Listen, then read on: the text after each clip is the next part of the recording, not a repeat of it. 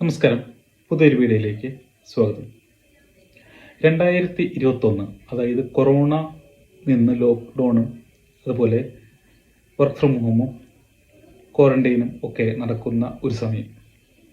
2021 October 29 എൻ്റെ ഫ്രണ്ട്സിൻ്റെ മൊബൈലിൽ പല മെസ്സേജുകൾ, പല സ്റ്റാറ്റസുകൾ കണ്ടിട്ട് അങ്ങനെയാണ് ഞാൻ ഒരു മനുഷ്യനെ സെർച്ച് ചെയ്യാൻ നോക്കിയത്.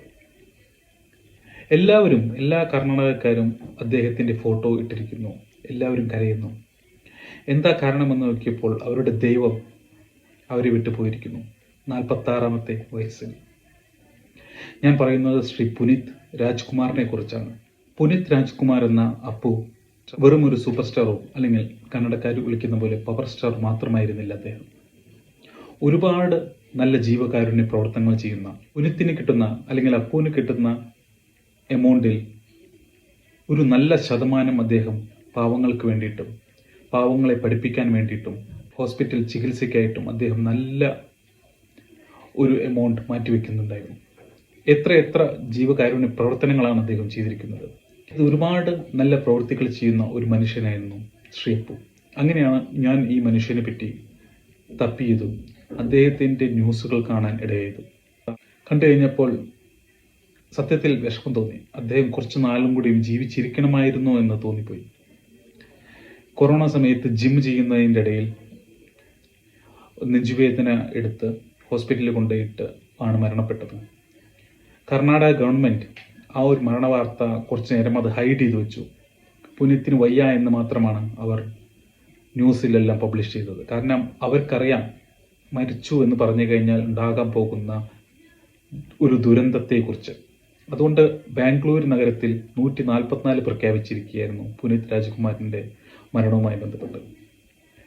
മരിച്ച് ശനിയാഴ്ച അടക്കം ചെയ്യേണ്ടതിന് ഒരു ദിവസം എക്സ്ട്രാ മാറ്റി പിറ്റേ ദിവസമാണ് തിരക്ക് കാരണം അദ്ദേഹത്തെ അടക്കം ചെയ്തത്.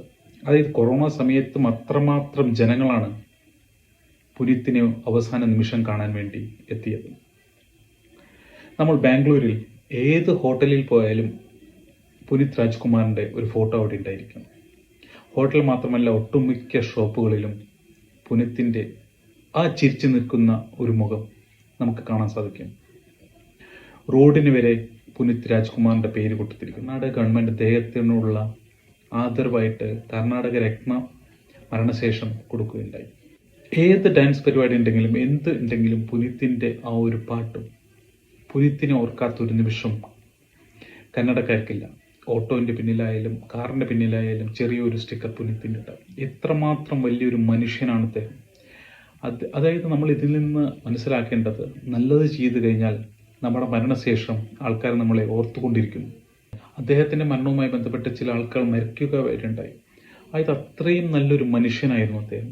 നല്ലത് ചെയ്താൽ തിരിച്ചും നമുക്ക് നല്ലത് കിട്ടും. എത്ര കൊല്ലം കഴിഞ്ഞാലും അദ്ദേഹത്തെ എല്ലാവരും ഓർത്തിരിക്കും. പുനീത് രാജ്കുമാറിന് ഒരിക്കലും മരണമില്ല. അദ്ദേഹത്തെ എന്നും ആൾക്കാർ ഓർത്തിരിക്കും. അതിന് കാരണം അദ്ദേഹം ചെയ്ത ജീവകാരുണ്യ പ്രവർത്തനമാണ്. നല്ലൊരു മനുഷ്യനായിരുന്നു അദ്ദേഹം. ഓർക്കുന്നു ഈ നിമിഷം അപ്പുവിനെ.